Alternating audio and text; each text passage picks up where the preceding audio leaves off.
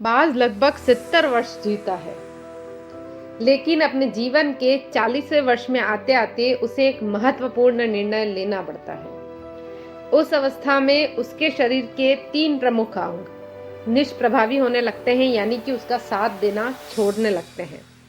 पंजे उसके लंबे और लचीले हो जाते हैं और शिकार पर पकड़ बनाने में वो बिल्कुल ही अक्षम हो जाता है। चोंच आगे की ओर मुड़ जाती है और खाना खाने में व्यवधान उत्पन्न करती है। पंख भारी हो जाते हैं और सीने से चिपकने के कारण पूरे खुल नहीं पाते और वो उसकी उड़ान को सीमित कर देते हैं। भोजन ढूंढना, भोजन पकड़ना और भोजन खाना, ये तीनों ही क्रियाएं उसके लिए आधार खोने लगती हैं, यानी कि वो ये तीनों कार्य नहीं कर पाएगा। लेकिन अगर वो भोजन ढूंढ ही नहीं पाएगा, भोजन पकड़ ही नहीं पाएगा और भोजन खा ही नहीं पाएगा, तो वो करेगा क्या, कैसे जिएगा?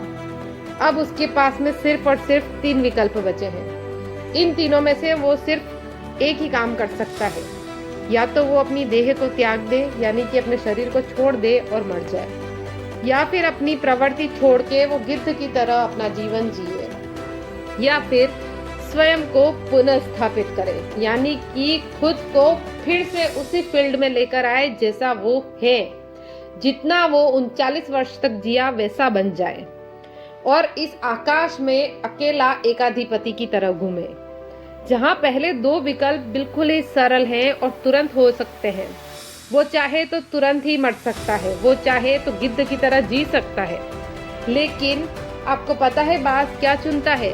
चुनता है तीसरा रास्ता, स्वयं को पुनः स्थापित करना, उस जगह पर स्वयं को फिर से लेकर आना, जो कि बहुत लंबा रास्ता है और बहुत ही उसके लिए पीड़ादायी होता है। उसको बहुत कष्ट होता है उसके लिए, लेकिन फिर भी बाज हमेशा तीसरा रास्ता ही चुनता है और वो स्वयं को, खुद को स्थापित करता है, पहले की तरह बनता है। वह किसी ऊंचे पहाड़ पर जाता है, एकांत में अपना घोंसला बनाता है और तब खुद को पुनः स्थापित करने की प्रक्रिया, यानी कि वो कैसे वापस पहले 39 वर्ष जैसे जिया है वैसे हो जाएगा की प्रक्रिया को शुरू करता है। सबसे पहले वह अपनी चोंच उस चट्टान पर मार मार कर तोड़ देता है। उसके बाद चोंच तोड़ने से कितनी उसको कष्ट होता होगा, कितना उसको दुखता होगा, वो कभी आप सोच नहीं सकते। और फिर वह रुकता है। चोंच जब उसकी पुनः वापस पूरी उग जाती है, तब तक वह इंतजार करता है। उसके बाद वह अपने पंजे भी उसी प्रकार तोड़ देता है और फिर रुकता है और इंतजार करता है उन पंजों को वापस आने का, पुनः उगाने का। नई चोंच और पंजे आने के बाद वह अपने भारी पंखों को एक एक करके नोच देता है और उन्हें निकालकर फेंक देता है और फिर से इंतजार करता है पंखों के पुनः उगाने का। 150 दिन वो इस पीड़ा में, इस दुख में जीता है और 150 दिन ही वो इंतजार करता रहता है। उसके बाद उसको मिलती है वही भव्य और ऊंची उड़ान, बिल्कुल पहले जैसी। 40वें वर्ष में 150 दिन उसने ये सब पीड़ा सही और फिर से वो उसी आसमान में उड़ चला, वही पक्षीराज, वही एकाधिपति हो गया। इस पुनर्स्थापना के बाद वह 30 साल तक और जीता है। 30 साल उसकी जिंदगी के वो बढ़ा लेता है और उसी ऊर्जा के साथ, उसी एनर्जी के साथ, उसी सम्मान के साथ और उसी गरिमा के साथ वो 30 वर्ष उसके निकालता है। इसी तरह हमारी इच्छा, हमारी सक्रियता किसी भी काम को करने की और हमारी कल्पना, तीनों निर्बल पड़ने लगते हैं। ये हम इंसान हैं, हम इंसान भी हमें फिर से स्थापित कर सकते हैं। धीरे धीरे हमारी इच्छाएं, धीरे धीरे हमारी हर काम को करने की सक्रियता और धीरे धीरे हमारी कल्पनाएं खत्म होने लगती हैं, निर्बल होने लगती हैं।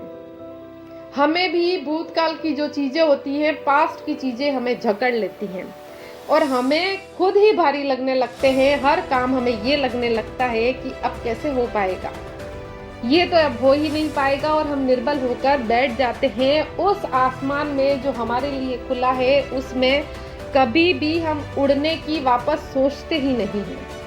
150 दिन नहीं, केवल 60 दिन बिताए जाएं खुद को फिर से स्थापित करने के लिए।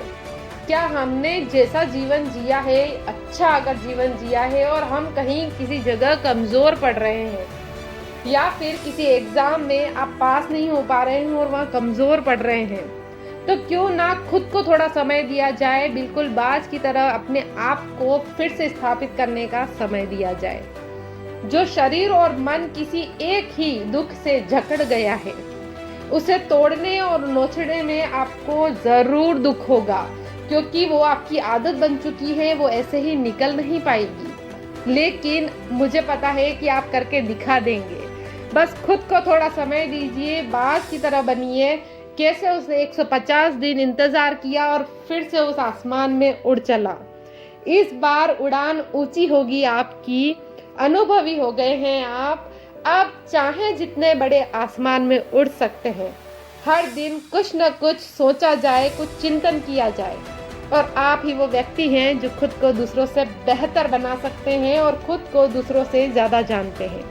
सिर्फ इतना ही आपसे निवेदन है कि अपने आप को पूरी निष्पक्षता के साथ देखिए और छोटी छोटी शुरुआत करते फिर से परिवर्तन कीजिए। अपने जीवन को इस जगह लाकर खड़ा कीजिए कि सब आपको देखते रह जाएं और कोई भी आपको उस जगह का राजा होने से हटा ही नहीं पाए।